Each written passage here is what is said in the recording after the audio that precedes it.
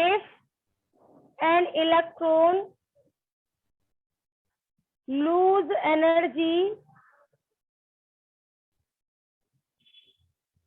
it reside to lower energy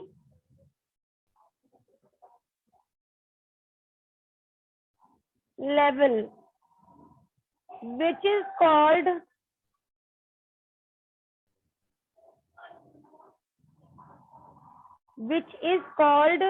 de-excitation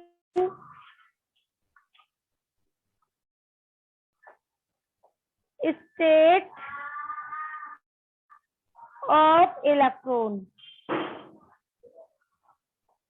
de-excitation state of electron. Note कर लीजिए. Next point लिखेंगे. An electron gain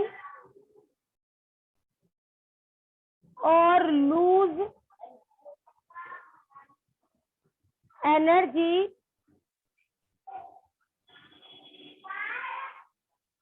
which is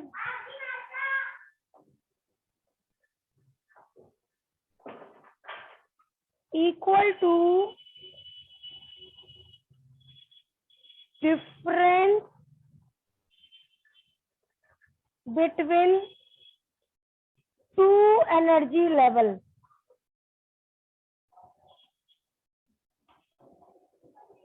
इस बात का क्या मतलब हुआ? देखिए, मैंने आप लोगों को बताया था कि अगर इलेक्ट्रॉन N1 शेल में है तो उसकी एनर्जी कितनी बताई थी मैंने? -13.6 इलेक्ट्रॉन वोल्ट. अगर इलेक्ट्रॉन सेकंड शेल में है तो उसकी एनर्जी कितनी होगी? -3.4 इलेक्ट्रॉन वोल्ट. तो 13.6 से 3.4 तक आने के लिए उसे कितनी एनर्जी गेन करनी पड़ेगी? कितनी एनर्जी गेन करनी पड़ेगी? 13.6 में से 3.4 को माइनस कर दीजिए, कितनी हो गई? 11.2.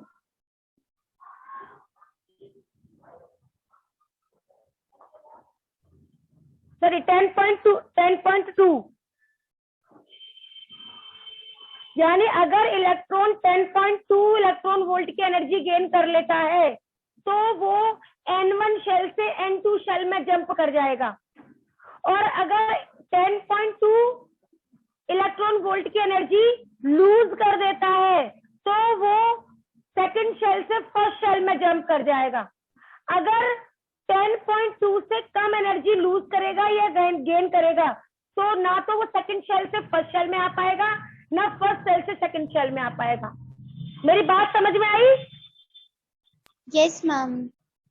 Yes ma'am. बात समझ में आ गई कि अगर इलेक्ट्रॉन को फर्स्ट शेल से सेकंड शेल में जंप करना है तो उसको इतनी एनर्जी गेन करनी पड़ेगी. कितनी? 10.2 के बराबर. अब अगर मैं आपसे कहूं कि इलेक्ट्रॉन को सेकंड शेल से थर्ड शेल में जंप करना है तो कितनी एनर्जी उसको गेन करनी चाहिए? जवाब दीजिए. सेकंड शेल की एनर्जी कितनी थी?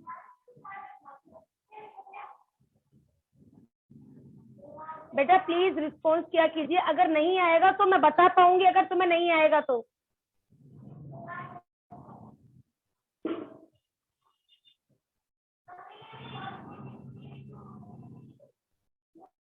जवाब दीजिए.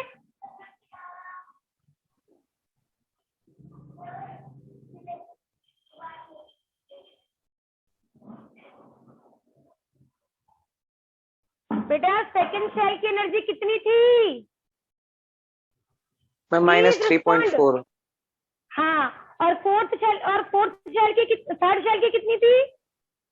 मैम -1.5. हाँ, तो आप 3.4 में से 1.45 को माइनस करेंगे तो इतनी एनर्जी अगर आप उसको दे सकते हैं तो वो सेकंड शेल से थर्ड शेल में जंप कर जाएगा. और इतनी एनर्जी अगर वो लूज करेगा तो वो थर्ड शेल से सेकंड शेल में जंप कर जाएगा. मेरी बात समझ में आ गई? अब मैंने आप लोगों को रदरफोर्ड के मॉडल में बताया था ड्रॉबैक में कि उसने कुछ लाइन स्पेक्ट्रम शो किया था, कुछ लाइंस आपकी जो कंटिन्यूस स्पेक्ट्रम था उसमें कुछ लाइंस छुप गई थी। वो क्यों छुपी थी? क्योंकि उतनी अमाउंट की एनर्जी उसको नहीं मिली, इसलिए जो जो अमाउंट की एनर्जी नहीं मिली वहां वहां डार्क लाइंस आ गई थी, और जब एनर्जी मिल गई थी तो वहां पर वो कलर शो किया था उसने। बात समझ में आई? डिस्क्रीट स्पेक्ट्रम क्यों गेन हुआ?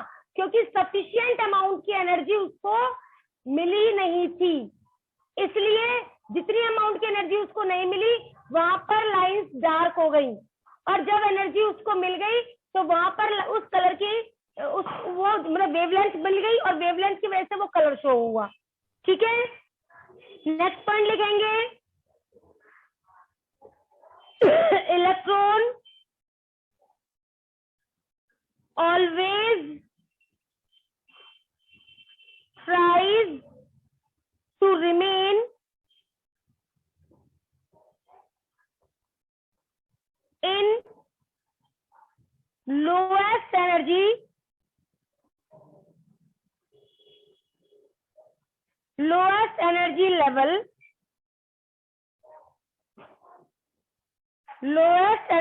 level, so electron return back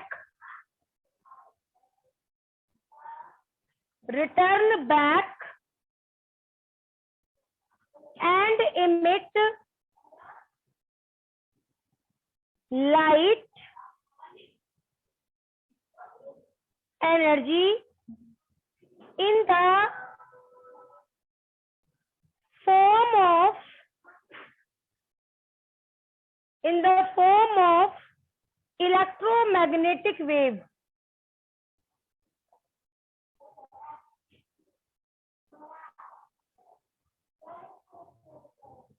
electromagnetic wave note करिए।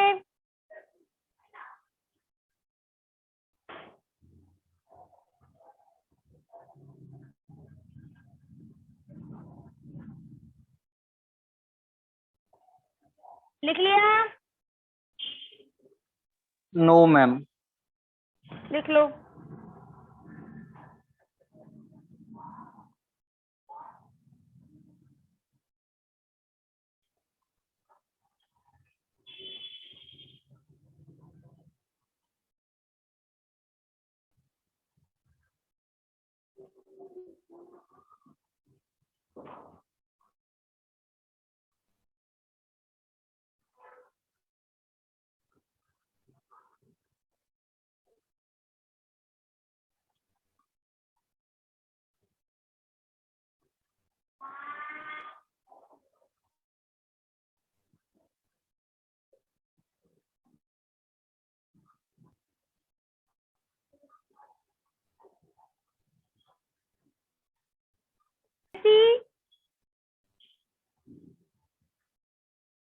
Of the photon depends upon the energy difference of the two energy level.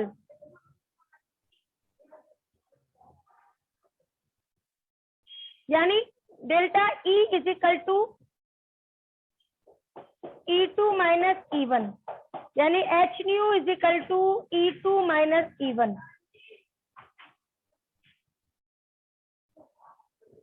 यानी HC upon lambda is equal to E2 minus E1। Note कर लीजिए।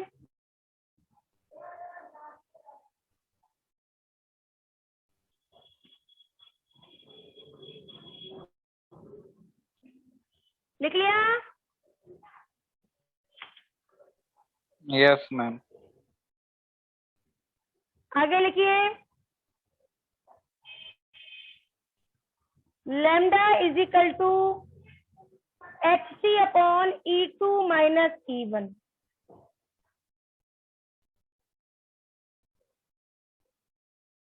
यानी delta E is equal to hc lambda is equal to 12,375 angstrom upon lambda.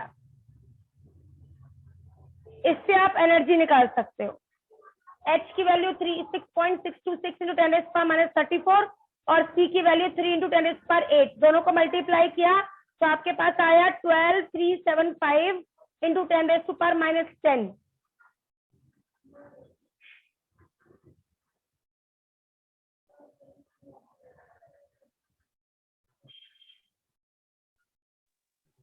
आगे लिखेंगे corresponding to the wavelength of each photon emitted, they appear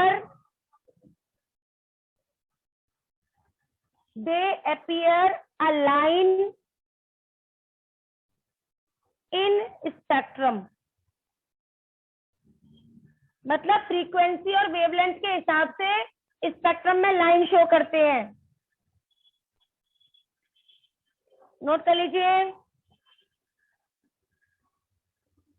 wavelength निकालनी है कि हमारा जो कोई भी इलेक्ट्रॉन है वो सेकंड से थर्ड में जंप कर गया है, तो हम इस फॉर्मूले को यूज करके और रिडबर्ग वाले फॉर्मूले को यूज करके वेवलेंथ निकाल सकते हैं। मैं आप लोगों को पहले ही समझा चुकी हूँ इसको। लाइमन, बामर, पाइसेन, ब्रैकेट, फुंड, ये जो सीरीज निकाली थी और इन सीरीज का जो वेवलेंथ हम निकालते थे वो मैं आपको ऑलरेडी समझा चुकी हूँ। उसके हिसाब से आप वेवलेंथ निकाल सकते हैं किसी भी सीरीज का, ठीक है। और वो जो वेवलेंथ होती है उसी की वजह से कंटिन्यूअस स्पेक्ट्रम में लाइन शो करते हैं, जिसकी वजह से वो डिस्क्रीट में कन्वर्ट हो जाता है। क्लियर हो गई बात?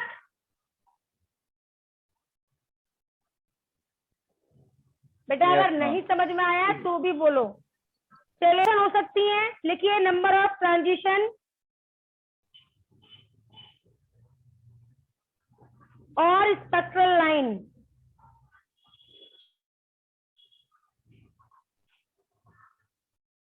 Number of transition is equal to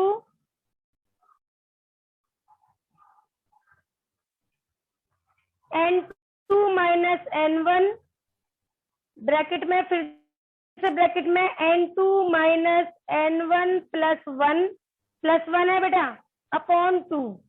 दोबारा लिख रही हूँ formula N2 minus N1 plus 1 upon 2। अब जैसे मैं आपसे पूछूं कि कोई इलेक्ट्रॉन है जो 4 नंबर वाले शेल से फर्स्ट नंबर वाले शेल में जंप कर गया है, तो इसमें कितनी स्पेक्ट्रल लाइन होंगी? तो देखेंगे कितनी हो जाएंगी, 4 माइनस 1, फिर 4 माइनस 1 प्लस 1 अपॉन 2। 4 माइनस 1 का मतलब हो गया 3 इंटू ये 1 से 1 कट गया इंटू 4 डिवाइड बाय 2, ये आ गई 6 लाइन। कितनी लाइन्स आ गई बेटा? 6 लाइन्स। नोट कर लीजिए। इस तरीके से आपको नंबर ऑफ स्पेक्ट्रल लाइन्स भी आप निकाल सकते हैं।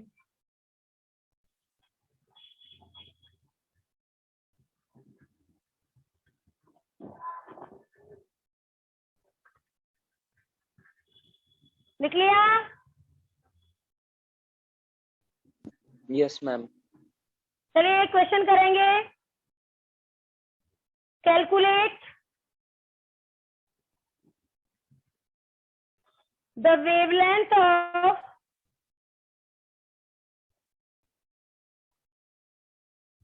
of the radiation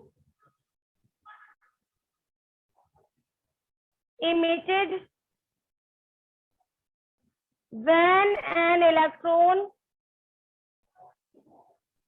jump from 4th energy level to 2nd energy level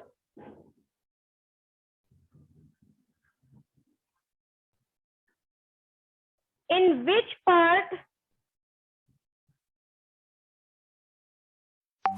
of the electromagnetic spectrum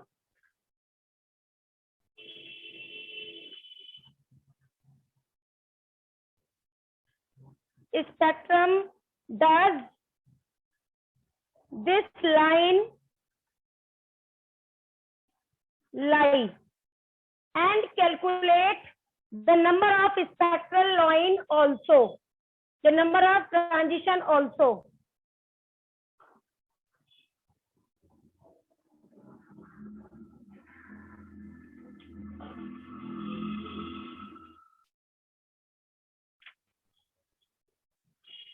note कर लिया बेटा?